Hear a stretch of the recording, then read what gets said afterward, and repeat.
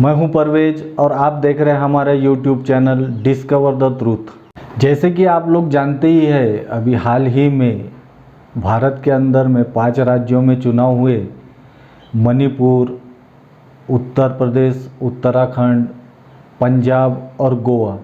जिसके पहले हमने इसी के बारे में 3 महीने पहले बात की थी और हमने बताया था कि इन राज्यों में बीजेपी ही अपनी सरकार बनाने जा रही है। इसका मतलब ये नहीं कि कोई हम दूसरे लोगों से कुछ अलग जानते हैं या हम अपने आप को कुछ बड़ा साबित करने की कोशिश कर रहे हैं। तो आज हम इसी चुनाव के बारे में थोड़ी सी बात करने की कोशिश करेंगे। जैसे कि आप लोग जानते होंगे, दुनिया में हर अमल के 2 रद्द अमल होते हैं, या तो पॉजिटिव या तो निगेटिव, और हर इंसान इन 2 यानी पॉजिटिव और निगेटिव के साथ में खड़ा रहता है। हमने इससे पहले के वीडियो में बात की है कि दुनिया में 3 किस्म के निज़ाम चल रहे हैं, जिसमें है डिक्टेटरशिप, बादशाहत और डेमोक्रेसी। हर कोई अपने अपने निज़ाम को अच्छा साबित करने की कोशिश करता है और वो बताता है कि उसका ही निज़ाम दुनिया में सबसे बेहतरीन और आला है। उसी तरीके से जिस तरीके से डेमोक्रेटिक देशों के अंदर में वहाँ के हुक्मरान आवाम को ये बताने की कोशिश करते हैं कि हम डेमोक्रेटिक तरीके से इस मुल्क में हुकूमत को कायम करते हैं और डेमोक्रेटिक तरीके से जो भी इलेक्शन होते हैं वो फेयर होते हैं। लेकिन कुछ लोग ऐसे भी होते हैं जो उस सिस्टम पर अपनी तनकीदें करते हैं। तो आज हम इन्हीं दोनों चीज़ों के बारे में थोड़ी सी बात करेंगे। जैसे कि लोग सोचते हैं, जो डेमोक्रेटिक सिस्टम के साथ जुड़े हुए होते हैं, उनका या उनकी सोच ये होती है कि वो इस सिस्टम को बेहतरीन तरीके से समझते हैं और ये जो सिस्टम चल रहा है, ये सिस्टम जैसा वो देख रहे हैं उसी तरीके से होता है। यानी कि जैसे कि आम तौर पर किसी भी जगह चुनाव होते हैं तो वहाँ लोग अपने वोट डालकर अपने पसंदीदा कैंडिडेट को जिताकर लाते हैं और वही जीते हुए लोग आगे जाकर अपनी गवर्नमेंट बनाते हैं। जो लोग भी पॉजिटिव साइड में होते हैं उनकी सोच बहुत ही सादा होती है।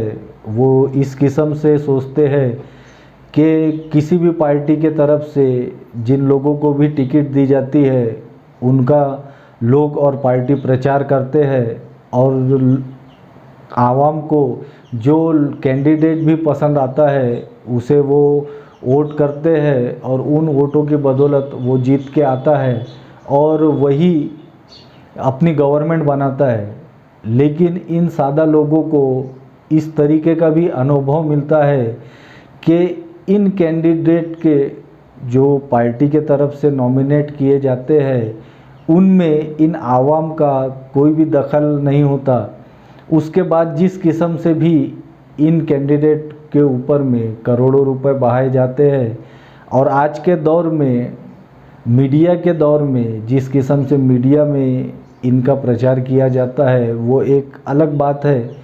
और एक हवा बनाई जाती है कि खास पार्टी मेजॉरिटी के तरफ बढ़ रही है और वो चुनाव जीत सकती है और इसी तरीके का माहौल वोटिंग के गिनती तक बनाए रखा जाता है और बीच बीच में ओपिनियन पोल के ज़रिए से आवाम के दिमाग में ये बैठाल दिया जाता है कि फला पार्टी ही हो सकता है कि चुनाव जीते। और जब वो चुनाव जीत जाती है तो मीडिया के ज़रिए से बताया जाता है कि आवाम का भी यही दिल था।